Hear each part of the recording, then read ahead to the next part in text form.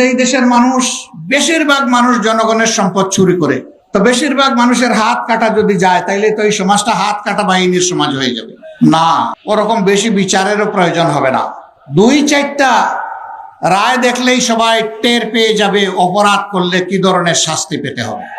হাত কাটা যাবে, এই আইন জারির পরে এই ধরনের অপরাধ যারা করবে তাদেরকে বলে দেওয়া হবে এখন থেকে এই অপরাধের সাথে যাদেরকে পাওয়া যাবে তাদের ক্ষমা নেই।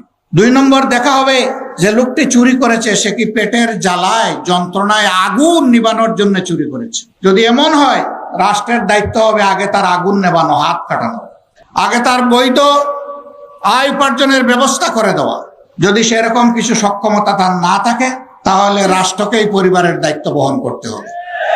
এরপরে লোভের বশবর্তী হয়ে কেউ যদি চুরি করে তাহলে 2-1টা হাত কাটা যাবে প্রকাশ্যে, গোপনে নয়, যাতে সারা দেশবাসী এটা থেকে শিক্ষা নেয়। চুরি করব তোমাদের জন্য, হাত কাটা যাবে আমার, আর এই হাত নিয়ে অপমানজনক ভাবে আমি বেঁচে থাকবো। আমার পক্ষে আজ থেকে আর চুরি করা সম্ভব নয়। জিনার শাস্তি সঙ্গে সার বলে যে সব মানুষই তাইলে মারা যাবে, এরকম গোপনে ছুটিয়ে প্রকাশ্যে কত ধরনের জিনা হচ্ছে।